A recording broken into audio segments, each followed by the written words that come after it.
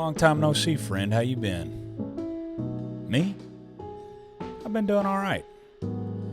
I just want to say, if you're watching this at home, sitting on your couch, eating a bowl of beans mixed with Funyuns and milk, I appreciate it very much.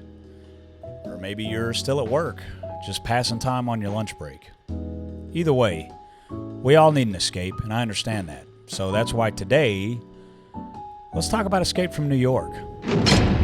Escape from New York is a film from 1981 starring Kurt Russell as Snake Plissken, a badass turned prisoner recruited by the U.S. government to rescue the president from the largest prison in America, Manhattan Island. And our film begins, as I said, by telling us that Manhattan Island is now the country's single largest open-air prison. Yeah, I'm sure that the business owners in Manhattan were probably super stoked whenever the land developers came in and were like, hey, you know that bodega that you've had for 3 generations and your family's really been working hard to achieve and maintain? It's now part of Cell Block 6. The rules are simple. Once you go in, you don't come out. Shit, well, that sounds awful. Anyways, we fast forward to now, and we see some prisoners get smoked for trying to escape New York. Because nothing describes Lady Liberty like a dystopian supermax prison shrouded in the ruins of the American dream. Anyways, enough about reality. Let's get back to the movie. So the fellas on Liberty Island receive the news that Air Force One has been hijacked and is being flown into a building in Manhattan.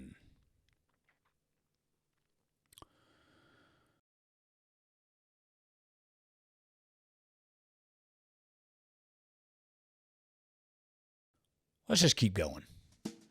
So to save the president, they have to put him in a giant egg and strap a briefcase to his wrist with enough snacks for at least 2 weeks. 40 degrees, 50 yards from impact. We'll see if he makes it, I guess. Well, it turns out he does make it, but he's no longer in his giant egg when the government comes to search for him, and who's this fucking freak? Touch me, he dies. If you're not in the air in 30 seconds, he dies. Brother, you are horrific to look at.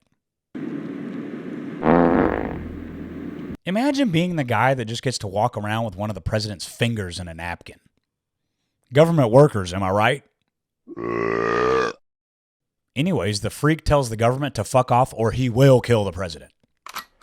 So with no other options left, this is where we meet the film's protagonist named Snake Plissken. Sounds like an appetizer at Rainforest Cafe. S.D. Plissken, American, Lieutenant, Special Forces Unit Black Light. 2 Purple Hearts, Leningrad and Siberia. Damn, brother, you're doing all the hard work for me. Keep going. You robbed the Federal Reserve Depository. Life sentence, New York Maximum Security Penitentiary. Oh, so you're not here because you want to be, huh? Who are you? Welcome to my show. My name is Matt Honeycutt, host of Movies with Matt Honeycutt. Why are we talking? Well, I'm just trying to let the people at home know what's going on because apparently the president is being held hostage in New York. President of what? Oh, the president of Popeye's Chicken. You idiot. You know who I'm talking about. The president. Get a new president. Damn, man, why didn't I think of that first? Listen, we're going to need you to rescue him, and in return, you're going to get a full presidential pardon. How about that? Why me? Brother, you got a fucking eye patch and a horrible attitude. You're the perfect guy for the job. Call me Snake. So Snake agrees and gets a crash course on the state of Manhattan Supermax. The crazies. They live in the subways.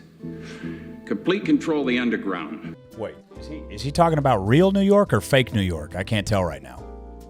So anyways, they equip Snake with a bunch of cool gadgets and then tell him that he has to fly his plane onto the World Trade Center. You can locate the president by his vital signs bracelet on his wrist. It sends off a sync pulse. Use this. Yeah, but then he has to give him the bad news. And truthfully, there hasn't really been any good news yet. In 22 hours, the Hartford Summit meeting will be over. Now, the president was on his way to this summit when his plane went down. Yeah, I think he's going to miss that summit. What the fuck was that? 2 microscopic capsules lodged in your arteries. They're already starting to dissolve. Damn, so that's the bad news. We'll burn out the charges if you have the president. What if I'm a little late? No more Hartford Summit. And no more Snake Plissken. Guess you've got no choice but to go get the president now, otherwise they're just gonna blow your fucking head off. Bummer. So next, they put Snake in a silly little glider and launch him into the...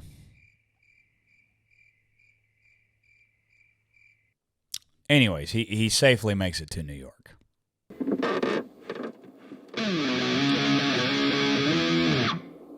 Snake then begins his search for the president, and holy shit, Manhattan's really let itself go. Kind of just looks like New Jersey now. So Snake's first stop on his tracker leads him into the sloppiest Broadway performance I have ever witnessed. Does anybody have any respect for the arts anymore? Hey, you're Snake Plissken, ain't you? No autographs, please. He's here on business. But before you know it, he finds the president getting repeatedly punched in the head by some random guy. Mr. President. I'm the president. Sure, I'm the president. No, that guy is not the president. He's too handsome. So anyways, after discovering the president is now somewhere in Manhattan without his tracking device, Snake decides to sit in a chair and enjoy the beautiful New York breeze. Hey, brother, do you mind? I'm trying to do a review. Motherfucker, man. So anyway...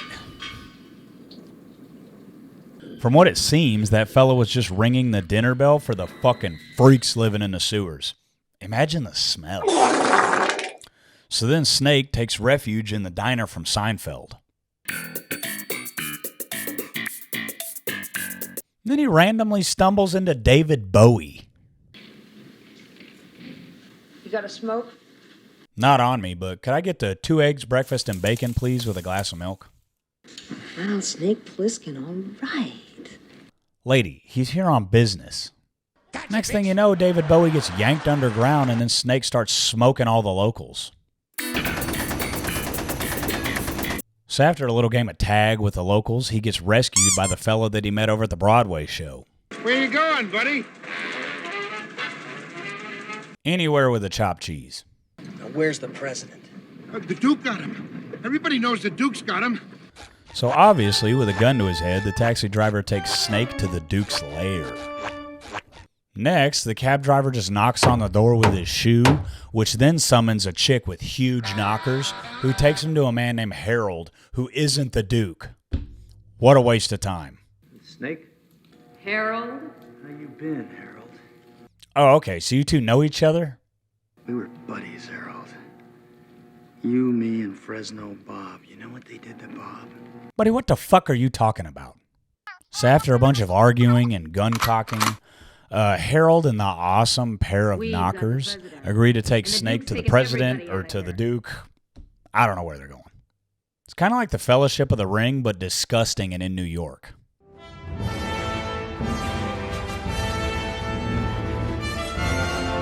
And in my opinion, the chick with the knockers is definitely Legolas. And wait a minute, is that the Duke?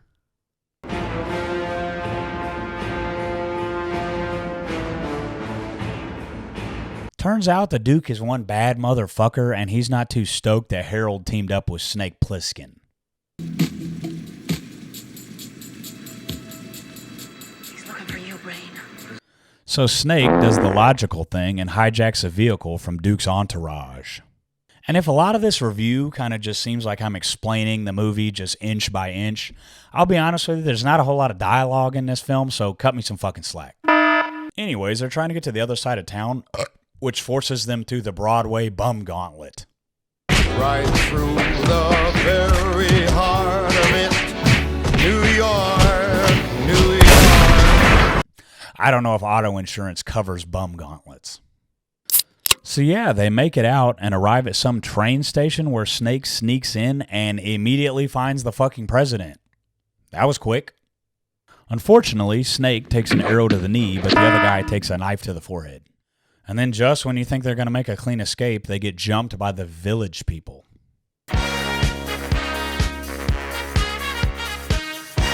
The Duke doesn't like escape attempts. He wants you to stay in New York.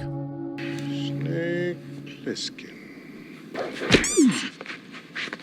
It also seems that in the president's briefcase is a very important tape in regards to national security and world peace.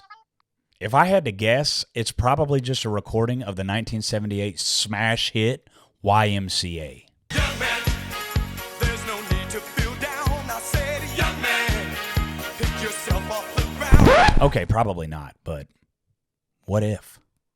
So the next day, Duke forces Snake to fight for his life against Sergeant Sweaty in the Thunderdome. Doesn't look like a good time.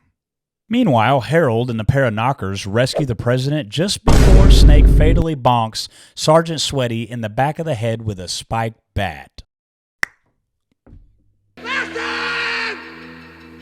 president's gone!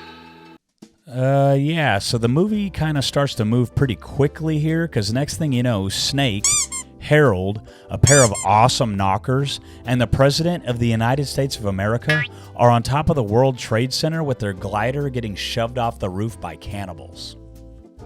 So they walk all the way back down to the ground floor of the World Trade Center, where they just happen to run into the cab driver.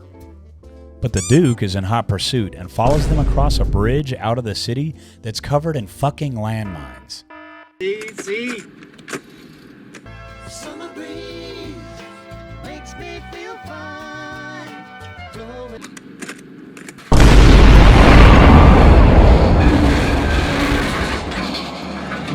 Yeah, what did you think was going to happen? So the cab driver doesn't make it, and then Harold steps on a fucking landmine.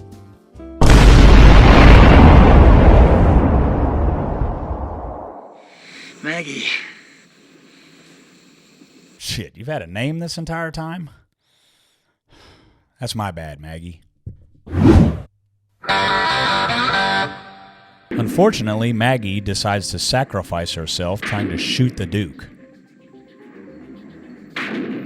But instead, he just plows her with his car and then walks away without a fucking scratch. Maybe next time. So then, the government prepares for Snake and the president to cross the safe zone on the bridge. Maybe they'll step on a landmine, maybe they won't. Who am I to say? Thankfully, they hoist the president up to safety, but then goddamn Duke just starts shooting up the place. If Maggie wouldn't have wasted all those rounds whenever the Duke was still half a mile down the road, this probably wouldn't be happening right now. But hey, just when you think all hope is lost, and Snake only has 2 more minutes before the government blows his fucking head off, the president goes nuclear on the Duke.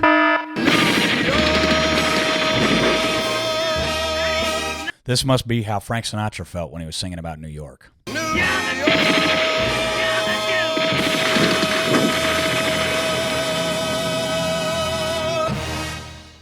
So Snake gets hoisted up to safety by the president himself. But you better hurry before your fucking head blows up.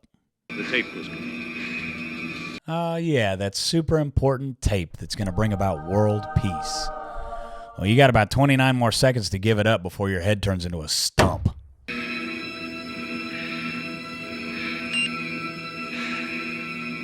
Snake, now a free man, and the president just a few minutes away from addressing the nation and the world, he's had enough of everybody's bullshit. I've got another deal for you. I want you to think it over while you're resting.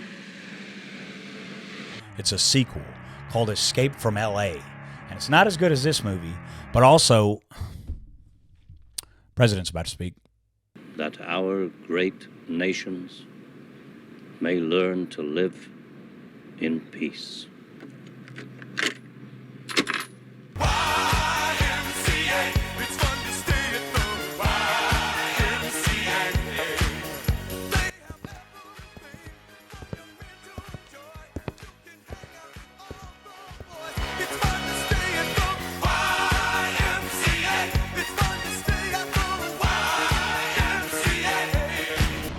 That's Escape from New York, a fun ride through the Big Apple as only the 1980s could tell it.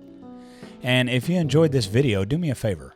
Give it a like, a comment, share, and subscribe. And as for me, I'm going to make like a snake, and I'm going to walk away now.